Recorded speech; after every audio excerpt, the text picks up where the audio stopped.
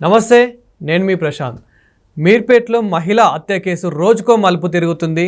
ఇప్పుడు చివరికి వచ్చిందని అయితే చెప్పుకోవచ్చు. మరి పోలీసులు దీని గురించి అయితే పూర్తిగా ఎంక్వైరీ అయితే చేస్తున్నారు. మరి ఇంతకీ ఈ హిస్టరీ ఏమైంది? సో దీని గురించి మాట్లాడేందుకైతే ప్రస్తుతం మనతో పాటు సీనియర్ జర్నలిస్ట్ సిఎస్ రావు గారు ఉన్నారు. నమస్తే అని. నమస్తే. ఈ మీర్పేట్ మహిళా హత్య కేసు ఏదైతే ఉందో ప్రతిరోజు ఒక మలుపు అయితే తిరుగుతుంది. ఆ గురుమూర్తి అనే వ్యక్తి కూడా రోజుకొక హిస్టరీ, రోజుకొక కథ అల్లి చెప్తున్నాడు. అసలు ఇంతకీ ఈ కేసు ఎక్కడి వరకు వచ్చింది? ఇప్పుడు గురుమూర్తి ఆయన జవాను, భారత జవాను, ఎక్స్ ఆర్మీ కాబట్టి మనం ఈ కేసు గురించి ప్రత్యేకంగా మాట్లాడుకోవాల్సి వస్తుంది. ఇలాంటి కేసులు చాలా జరిగాయి, మరి ఇంత దారుణంగా జరిగినటువంటి కేసులు లేవు. అంటే చంపేయటం, తగలబెట్టడం, తర్వాత పూడ్చి చేయటం, కాల్ చేయటం, ఇవన్నీ చూసాం. కానీ ఇప్పుడు ఈ భారత జవాన్గా చేసి వచ్చిన ఆయన చేసినటువంటి ఈ మర్డర్ వ్యవహారం అసలు పోలీసులకే అంతుచిక్కినటువంటి పరిస్థితి. అంటే పోలీసులని ఈయన తప్పుదావ పట్టిస్తున్నాడా, లేదంటే పోలీసులకి అంతుపట్టడం లేదా అతను చేసినటువంటి మర్డర్ అనేది ఒక చర్చ జరుగుతుంది. అసలు తప్పుదావ పట్టించాడు ఈయన. అసలు అతను చెప్పిన దాంట్లో, అతను చెప్పిన వర్షంలో నిజమే లేదనేది కొంతమంది అంటుంటారు. నిజం లేకపోవడానికి కారణం ఏంటంటే ఆయన ఏం చెప్తున్నాడు, నేను చంపేసి దాన్ని ముక్కలు చేసేసి ఉడకబెట్టి కండ ఎముకకు పక్కకు తోసేసి ఎండబెట్టి పొడి చేశాను అంటున్నారు. ఈ ప్రాసెస్ అంతా జరగడానికి కనీసం 2 days పట్టింది. అవును, అంతే కదా. వెనబెట్టాలంటే అది ఈజీ కాదు కదా, పొడి చేయాలంటే అది ఈజీ కాదు కదా. కానీ పొడి చేసి మూట కట్టి నేను ఎక్కడో నీళ్ళలో వేసానని చెప్తున్నాడు ఆయన. అది చేయాలంటే 2 days పడుతుంది. అది జరిగింది ఎప్పుడు? 14వ తారీఖు. అవును, 14, 15 ఆ తేదీల్లో అయింది. తేదీ జరిగింది. 15వ తారీఖు కేసు పెట్టారు. పోలీసులు ఎంటర్ అయ్యారు.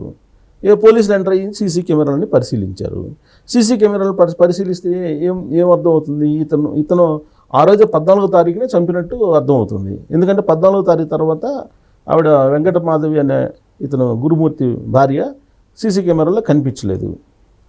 అంటే 14వ తారీఖు చంపి ఉండాలి. 14వ తారీఖు చంపితే మీకు 2-3 days పడుతుంది కదా ఎండటానికి. అవేం లేదు. ఇతనేది నేను కైమా కొట్టానని చెప్తున్నాడు. కైమా కొట్టాను, కండ ఎముక చేసేసి నేను పొడి చేసేసి వేసానని చెప్తున్నాడు. ఇప్పుడు ఈ కేసు ఛేదించడానికి పోలీసులకి ముందు ఆయన ఏదైతే పొడి చేసి వేసాను అంటున్నాడో ఆ పొడిని తీసుకురావాలి. ఆ పొడిని తీసుకొచ్చి ఇప్పుడు పిల్లలు DNA తోటి కంపేర్ చేస్తే అప్పుడు ఆ తల్లి ఆవిడ ఇప్పుడు ఇతను భార్య కాదా, ఇతను చెప్పింది నిజమా కాదా అనేది ధృవీకరించుకోవాలి పోలీసులు. ఇది పోలీసులకి ఒక పెద్ద టఫ్గా ఉంది ఇన్వెస్టిగేషన్. ఒక సవాల్గా మారిపోయింది. చాలా టఫ్ ఉంది. ఇప్పుడుండే టెక్నాలజీకి కూడా అంతుపట్టిన విధంగా అతను చేశాడు. మరి మాజీ జవాన్గా ఉండి మరి ఇలా అంత కర్కశంగా ఆయన వ్యవహరించారు.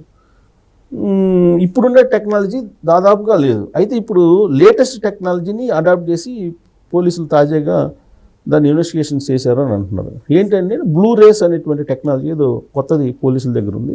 ఆ బ్లూ రేస్ అనేటువంటి టెక్నాలజీ ద్వారా ఈ పొడి చేసి నేను వేసానని చెప్తున్నారు కదా, వాటిని పరిశీలించి దాన్ని సేకరించుకొని ఆ బ్లూ రేస్ ద్వారా ఐడెంటిఫై చేసి DNAని ఈ పిల్లల DNA, ఇద్దరు పిల్లలు ఉన్నారు కదా, వీళ్ళిద్దరికి గురుమూర్తి కన్నా వెంకట మాధవికి పుట్టిన ఇద్దరు పిల్లలు ఉన్నారు. ఆ పిల్లల DNAకి ఈ పొడి నుంచి ఐడెంటిఫై చేసిన బ్లూ రేస్ ద్వారా ఐడెంటిఫై చేసిన DNAకి కంపేర్ చేసి చూస్తే అప్పుడు నిర్ధారణ అవుతుంది.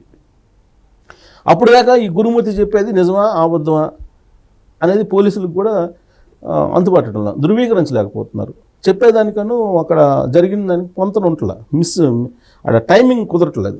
అంటే ఇన్ని రోజులు చూసుకున్నట్లయితే కనుక జిల్లాలో కూడా చెరువులో పడేశాను ఆ పొడినంతా అని చెప్పాడు. మళ్ళీ ఇప్పుడు రీసెంట్గా చూసినట్లయితే కనుక ఆ పొడిని ఏదైతే బాత్రూంలో ఆ వాష్రూమ్ ఏదైతే ఉంటుందో ఆ వాష్రూమ్లోనే నేను పడేసి ఫ్లష్ చేసేసానని కూడా చెప్తున్నాడు. రకరకాలు చెప్తున్నాడు. పోలీసులే తప్పుదావ పట్టిస్తున్నాడు. అసలు యాక్చువల్గా అసలు ఎందుకు వాళ్ళ భార్య మీద ఎందుకు ఇంత కోపం ఉండి అతను చంపేశాడు, అసలు ఏ టైంలో చంపాడు అని అంటే ఎర్లీ మార్నింగే చెప్తున్నారు. ఇప్పుడు తాజాగా ఎర్లీ మార్నింగే చంపేశాడు అంటున్నారు. మరి ఎర్లీ మార్నింగ్ అంతకుముందు ఏం చెప్పారు, నైట్ చంపేశారు, నైట్ గొడవ పడ్డారు అని చెప్పి చెప్తున్నారు. ఆ చుట్టుపక్కల ఉండేటువంటి వాళ్ళు పోలీసులకు చెప్పింది ఏంటంటే ఆ పండుగ రోజు ఏదో గొడవ పడ్డారు వీళ్ళు, ఆ పండుగ రోజు గొడవ పడినటువంటి శబ్దాలు ఏదో వచ్చాయి అని చెప్పి వాళ్ళు చెప్తున్నారు. కాదు ఎర్లీ మార్నింగ్ అని చెప్పి ఇప్పుడు ఇతను పోలీసులకి చెప్పినటువంటి కొంత ఇన్ఫర్మేషన్ అని చెప్పి ఇప్పుడు తెలుస్తోంది. అంటే అసలు ఎప్పుడు చంపాడు, ఎలా చంపాడు, ఎందుకు చంపాడు అనేది క్లారిటీ రావట్లా. ఇప్పుడు ఇంకొక వర్షన్ ఏంది, ఇతనికి ఏదో ఇంకొక లేడీతో సంబంధాలు ఉన్నాయి, అవును. ఆ సంబంధానికి ఈవిడ అడ్డుపడుతున్నారు, అందుకని ఈవిడ చంపేశారు అని చెప్పేసి ఒక వర్షన్. ఫస్ట్లో వచ్చిన వర్షన్ ఏంటి, అసలు వెంకట మాధవ్ మీద ఇతనికి అనుమానం ఉంది, అందుకని చంపేశాడు అనేది ఫస్ట్లో వచ్చిన వర్షన్.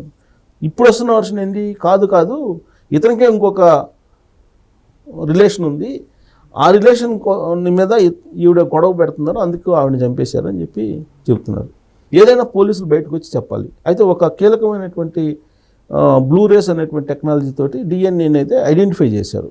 ఆ చనిపోయినటువంటి ఈయన చెప్తున్నటువంటి పొడి చేసి చంపి వేసేసారని ఆ పొడి నుంచి డిఎన్ఏని బ్లూ రేస్ ద్వారా ఐడెంటిఫై చేశారు. ఆ డిఎన్ఏని ఇప్పుడు పిల్లలతో పోల్చి చూసి అది నిర్ధారించుకున్న తర్వాత ప్రెస్ మీట్ పెట్టి చెప్తామని చెప్పి అంటున్నారు పోలీసులు.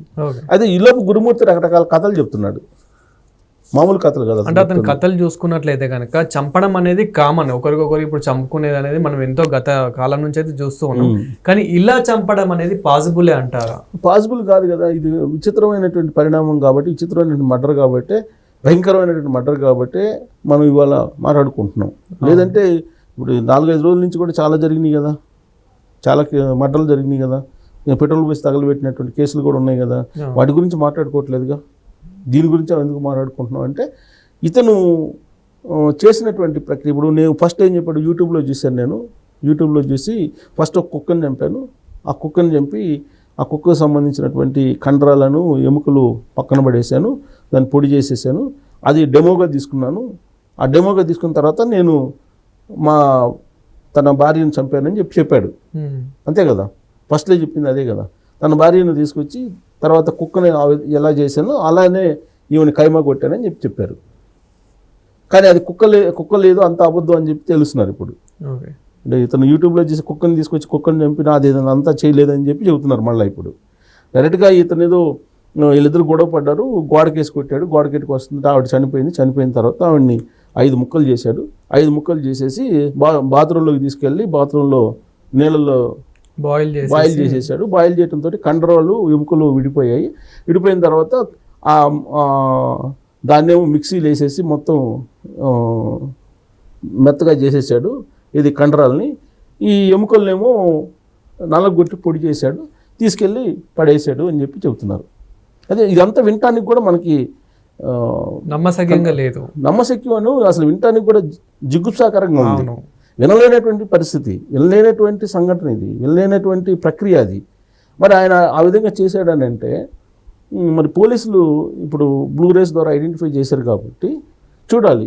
ఇప్పుడు ఆ డిఎన్ఏ కనుక ఆ పిల్లలతోటి కనుక కంపేర్ చేస్తే కనుక అప్పుడు ఈ మీర్పేట కేసు ఒక కొలిక్కి వచ్చేటువంటి అవకాశం ఉంది. లేదంటే గురుమూర్తి చెప్పేటువంటి స్టోరీస్ ఏదైతే ఉన్నాయో ఆ స్టోరీసే రోజుకొకటి బయటకు వస్తుంది. ఆ స్టోరీలో ఏ స్టోరీ కరెక్ట్ అనేది పోలీసులకు కూడా ఇప్పటి వరకు కంక్లూడ్ రాలేకపోతున్నారు పోలీసులు. Thank you sir. Thank you.